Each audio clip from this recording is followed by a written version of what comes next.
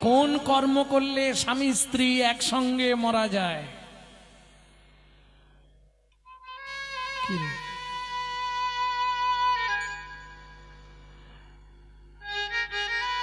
না না, একটা কর্ম করলে তো একসঙ্গে মারা যায়।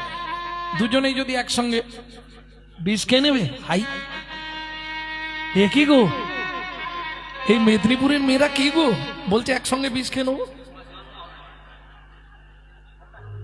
নিতাই গৌর হরিবল। আরে ওটা তো অপঘাতে মৃত্যু হয়ে গেল, আর জন্মই হবে না। এটা জানো, নিজের ইচ্ছায় যদি কেউ মৃত্যুবরণ করে পুনর্বার তার জীব জগতে আসার অধিকার থাকে না। সে যত পিণ্ডি দিক, যত প্রায়শ্চিত্ত করুক, যত যাই করুক, আর তুমি কোনো জীব হতে পারবে না। তোমার কি জন্ম হবে? পেট জনিতে জন্ম হবে, পেতাত্মা হয়ে ঘুরে বেড়াতে হবে, আর জন্ম পাবে না। ও আত্মা কোনো শরীরে ঢুকতে পারবে না। কেন? ও নিজের ইচ্ছায় নিয়েছে আইন। আমার আইনেও চলে না, ও আমার আইন থেকে বেরিয়ে গিয়ে নিজে আইন ঠিক করে নিয়েছে। ওই জন্য ওকে বাইরেই থাকতে হবে সারা জীবন। ওকে আর কোনো দেহেতে আমি ঢুকতে দেবো না। এটা ভগবানের সিস্টেম, বলো না। কোন কর্ম করলে স্বামী স্ত্রী একসঙ্গে মারা যায় জানো কি?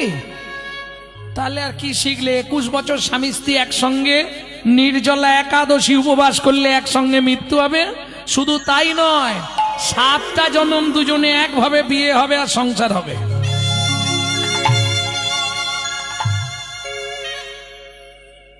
কাল থেকেই লাগবে নাকি? না, যারা ইয়াং আছে তারা ভাবছে কাল থেকে তাহলে লেগে যায়। মানে যাদের দুজনে একটু বেশি ভালোবাসে তারা করবে, তবে করতে পারলে ভালো। হরিবল হরিবল। ভক্তমণ্ডলী, ভক্তিমতী মায়েরা, তাহলে দুজন মারা গেল। মারা যাওয়ার পর জন্মগ্রহণ করলো কোথায়? সিংহমপুর। দুজনে আবার সংসার পাতলো, সবর সবরী। একটা ছেলে হলো, নাম রাখলেন গুহক। ত্রেতা যুগে রামচন্দ্র অবতার হলো ভগবান।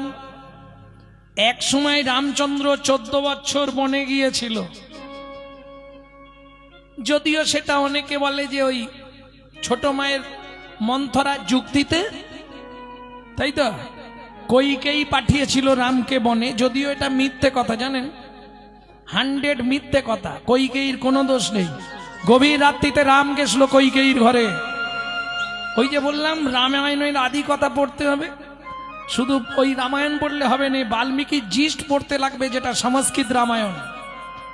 অর্ধেক ভুল সব রামায়ণে, আমি আপনাকে বলছি। আবার ভুল বলার অধিকারও আমার নেই, কারণ এইটা মেনে নিতে হবে। কি মেনে নিতে হবে? আমরা তো একটা ব্রহ্মাণ্ডে বাস করছি, এরম অনন্ত কোটি ব্রহ্মাণ্ড আছে। তাহলে কোনো না কোনো ব্রহ্মাণ্ডে হয়তো ওই রামায়ণের লেখাটা হয়েছে। ভুল বলা যাবে না, ভুল বললে আমার অপরাধ। বৈষ্ণব কবিরা তো ভুল লিখবে না। হয়তো তিনি তার দৃষ্টিতে কোনো ব্রহ্মাণ্ডে ওই লীলাটা দেখেছেন, তিনি লিখে গেছেন। যেমন কীর্তিবাস রামায়ণে আছে, ফুল্গু নদীর তীরে সীতা পিণ্ড দিয়েছিল, বালির পিণ্ডি, তাই না? বাল্মীকি জিস্টে নেই। কোথায় পিণ্ড দিয়েছিল? চিত্রকূট পর্বতের নিচে রাম, লক্ষণ, সীতা 3 জন মিলে পিণ্ডদান করেছিল। সীতা জোগাড় করেছিল, 2 ভাই পিণ্ড দিয়েছিল। সেটা কোথায়? কোন নদীতে?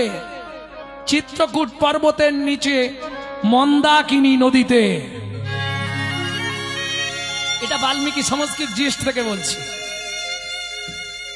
ঠিক তেমনি গভীর রাত্রিতে রাম গেল কইকেয়ীর ঘরে। ছোট মা কি একটা উপকার করবে?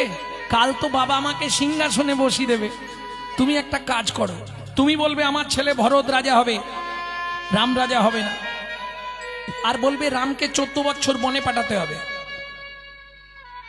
কইকেয়ী কাঁদতে কাঁদতে বলছে, হ্যাঁ রে বড় খোকা, কি এটা তুই আমাকে দিয়ে এই পাপটা করাচ্ছিস কেন? ছোট মা, তুমি যদি আমার এইটুকু উপকার করে দাও, বিনিময়ে আমি কি দেব জানো? কি দিবি? পরজন্মে তোমার গর্ভে জন্ম নেব, তোমার গর্ভে জন্ম নেব। এই উপকার করে দিলে তোমার গর্ভে জন্ম নেব। এই উপকার করে দিলে তোমার গর্ভে জন্ম নেব। কিন্তু লোকে তো আমায় খারাপ বলবে। লোকে কি বললো দেখার দরকার নেই, আমি কথা দিচ্ছি 14 বছর পর বন থেকে ফিরে এসে প্রথম তোমার কোলেই বসবো। সত্যি সত্যি।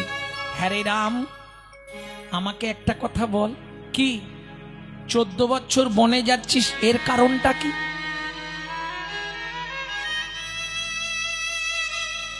এই সময়টা রেকর্ডিং গুলো একটু বন্ধ করে দিলে ভালো হতো আমার, নাহলে তো ছড়িয়ে যাবে সব। এ অনেক কষ্ট করে বার করতে হয়, বিশ্বাস করো।